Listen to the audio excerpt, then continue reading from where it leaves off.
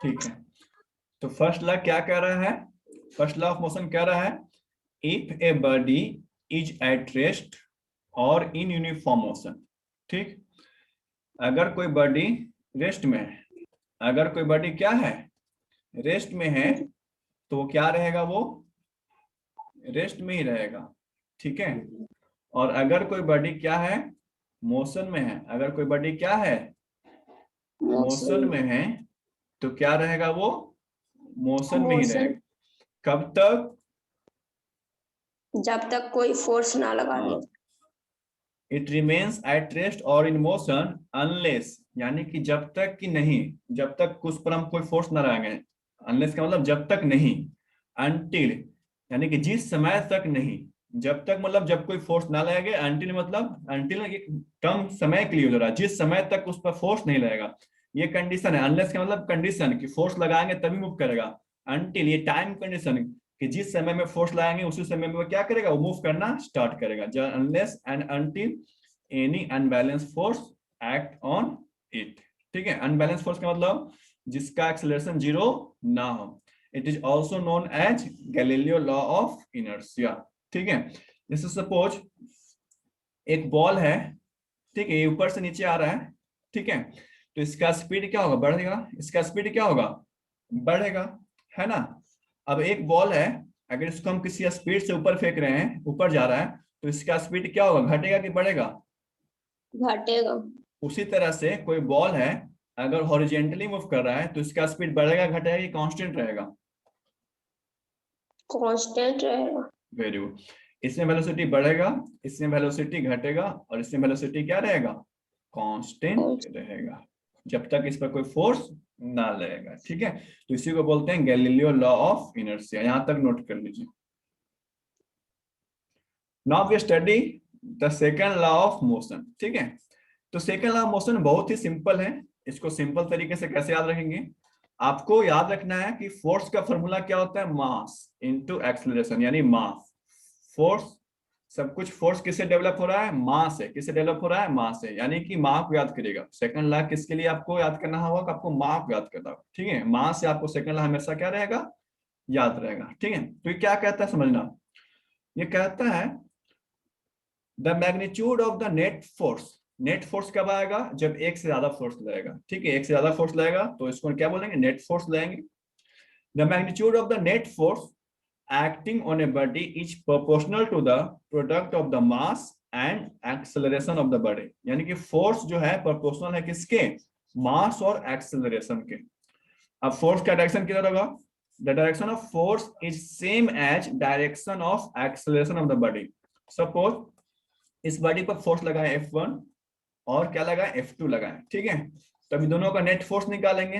Net force का मतलब resultant force, तो रिजल्टेंट फोर्स सपोज इस डायरेक्शन में रिजल्टेंट फोर्स निकला है। ठीक है, तो रिजल्टेंट फोर्स का डायरेक्शन किधर होगा? जिधर इसका एक्सेलरेशन होगा, जिस तरह इसका क्या होगा? एक्सेलरेशन। तो फोर्स इक्वल टू क्या लिखेंगे? Directly proportional to mass into acceleration. ठीक है, अब इसको थोड़ा सा इलेबोरेट करते हैं, समझने की कोशिश करते हैं। एक्सपेरिमेंट से देखा गया कि जब हम फोर्स लगाएं, जब हम क्या लगाएं? फोर्स लगाएं।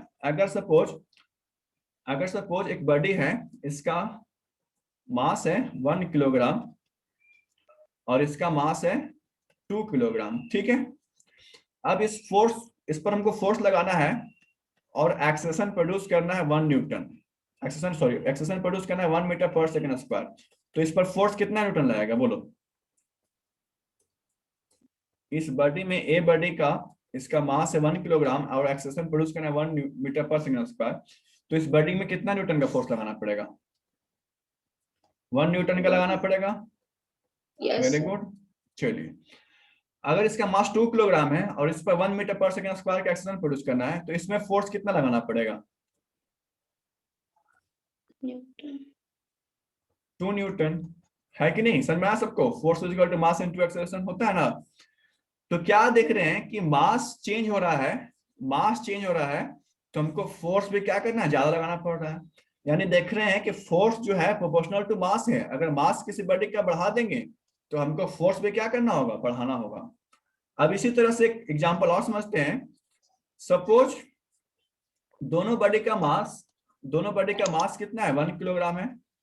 दोनों बॉडी का मास कितना है 1 किलोग्राम है, बट इसमें एक्सेलेरेशन 1 मीटर पर सेकंड स्क्वायर प्रोड्यूस करना है और इसमें एक्सेलेरेशन 2 मीटर पर सेकंड स्क्वायर प्रोड्यूस करना है। तो बताइए इसमें कितना फोर्स लगाना पड़ेगा 1 किलोग्राम मास के लिए 1 मीटर पर सेकंड स्क्वायर एक्सेलेरेशन के लिए कितना न्यूटन? 1 न्यूटन। 1 न्यूटन। अब इसमें 1 किलोग्राम बॉडी का मास है 2 मीटर पर सेकंड एक्सेलेरेशन प्रोड्यूस करना है, तो कितना न्यूटन फोर्स लगाना होगा?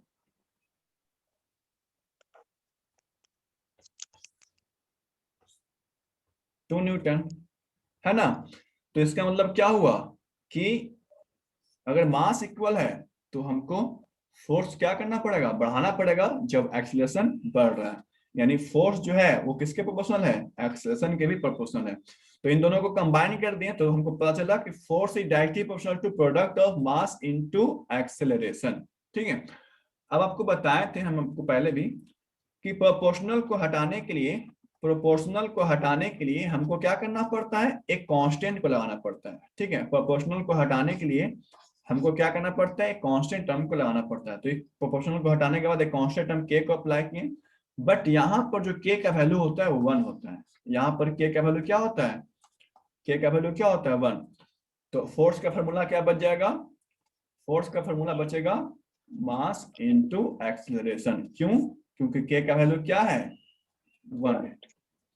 चलिए यहाँ तक नोट कर लीजिए, फिर आगे बढ़ते हैं न्यूटन थर्ड लॉ में। Yes sir. थर्ड लॉ मेरा फेवरेट है, third law is my favourite. ठीक है, देखो ये क्या कहता है, every action has equal and opposite reaction. यानी हम किसी पर एक्शन करते हैं, हम किसी पर क्या करते हैं एक्शन, तो उसका इक्वल और अपोजिट क्या होता है, रिएक्शन। इसका इक्वल और अपोजिट क्या होता है, रिएक्शन होता है। ठीक है, ये गांधी जी को नहीं मानता है कि गांधी जी क्या कहते हैं कि एक गाल कोई दे दिया तो दूसरा गाल क्या कर दीजिए, उसको दे दीजिए। नहीं, ये गांधी जी नहीं करता, ये भगत सिंह का मानता है। ठीक है, ये कहता है कि अगर एक्शन हो रहा है सामने से तो हमको क्या करना होगा, रिएक्शन देना होगा। नहीं तो फिर हमारा फोर्स न्यूटन थर्ड लॉ क्या रहेगा, न्यूटन जी बुरा मान जाएंगे। Action is always equal to reaction, action is always equal to reaction. ठीक है, अब इसको लॉ के टर्म में समझना कैसे होता है law. Every action force has, action किसको कहते हैं, जो पहले फर्स्ट लगाता है, जो कोई फर्स्ट में फोर्स लगाता है, फर्स्ट अप्लाइड फोर्स को बोलते हैं एक्शन। फर्स्ट अप्लाइड फोर्स को क्या बोलते हैं, एक्शन। ठीक है, action. Every action force has equal, यानी कि इक्वल, जितना फोर्स 5 न्यूटन ये लगाया तो 5 न्यूटन इधर से मिलेगा, and opposite, equal and opposite. Opposite का मतलब डायरेक्शन होगा बिल्कुल 180 डिग्री पर।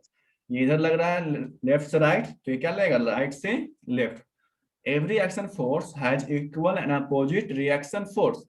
और ये कब लगेगा, जब वहां पर दो बॉडी हो। Forces must be acted on two different bodies. ठीक है, कोई अकेला बॉडी अपने आप पर फोर्स नहीं लगाएगा, कोई अकेला बॉडी अपने आप पर फोर्स नहीं लगाएगा। वहां पर दो सरफेस, कितना सरफेस, टू सरफेस दो। मस्ट भी होना चाहिए।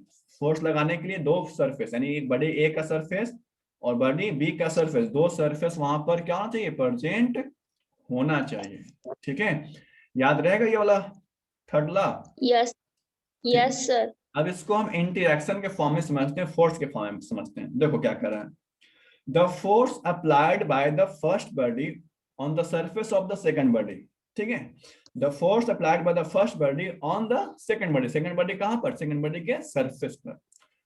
एक बॉडी जो है, सपोज ये बॉडी ए है, ठीक, ये फोर्स लगाएगा किस पर, बी के सरफेस पर। देन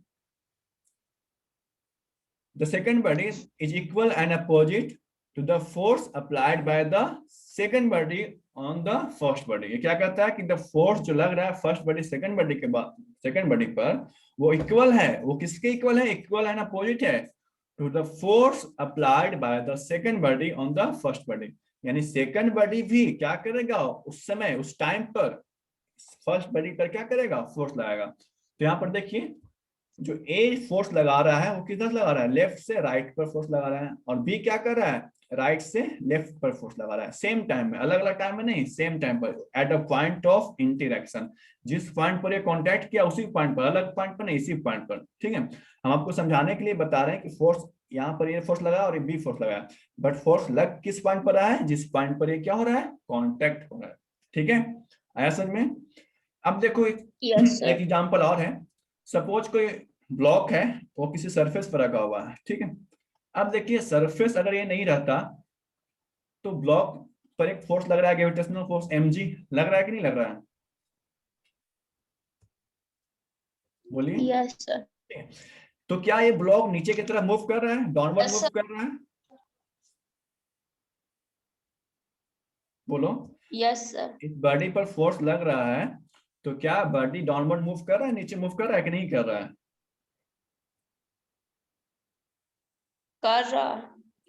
बॉडी मूव कहाँ से कर रहा है, मूव तुमको बॉडी मूव करता हुआ दिखाई दे रहा है, इतना भी तुमको दिमाग नहीं लग रहा है, ये बॉडी रुका हुआ है कि मूव कर रहा है, रुका हुआ है। तो फिर क्यों रुका हुआ है, क्योंकि इसके अपोजिट में भी एक और फोर्स लग रहा है, इसके अपोजिट में भी क्या लग रहा है, एक और फोर्स लग रहा है। देखिए जब कोई बॉडी, ए बॉडी जो है जिस पर ग्रेविटेशनल फोर्स लग रहा है, तो ये जो सरफेस है, इस पॉइंट पर सरफेस क्या कर रहा है, इसके अपोजिट एक और फोर्स लगा रहा है, उस फोर्स को बोलते हैं normal force. The force applied by the surface is called normal force, बोलो। The force applied by the surface is called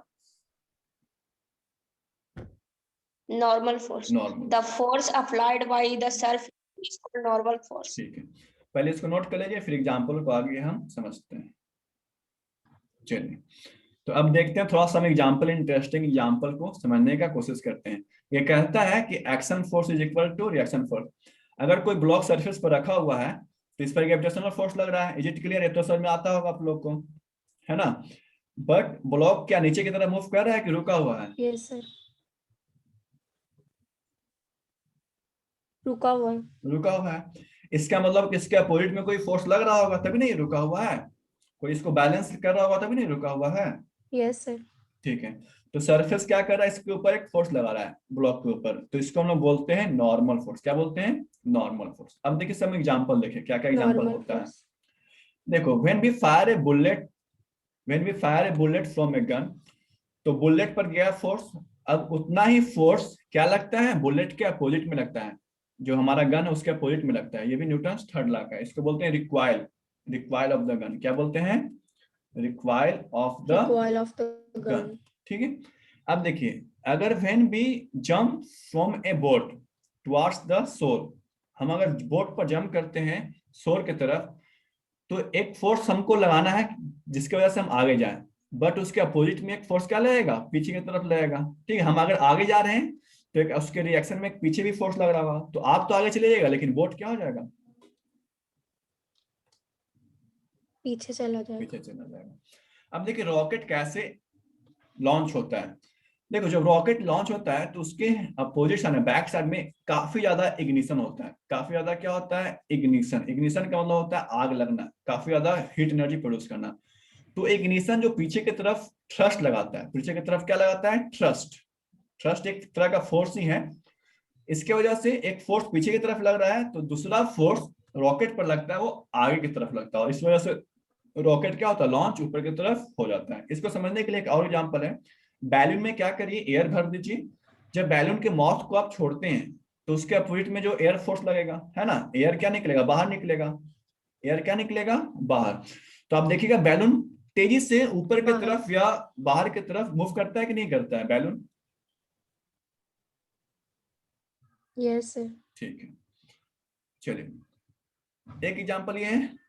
suppose दो लोग स्केटिंग कर रहे हैं, अब एक फोर्स इस पर लगा, एक फोर्स इस पर लगा, तो क्या होगा, हम तो फोर्स आगे की तरफ लगाए लेकिन इसके अपोजिट में क्या होगा, हम देखेंगे कि हमारा जो स्केटिंग बोर्ड है वो पीछे की तरफ मूव कर गया। ठीक है, अब हम किसी सरफेस पर या किसी वाल पर फोर्स लगाते हैं, किसी सरफेस या वाल पर क्या करते हैं, फोर्स लगाते हैं, तो वाल भी क्या करता है, हम पर फोर्स लगाता है। आप देखिएगा स्केटिंग बोर्ड पर खड़ा होकर के वाल पर फोर्स लगाइए, तो वाल भी क्या करेगा, आपके अपोजिट में फोर्स लगाएगा और आपका स्केटिंग बोर्ड पीछे की तरफ मूव करना स्टार्ट कर देता है। ठीक है,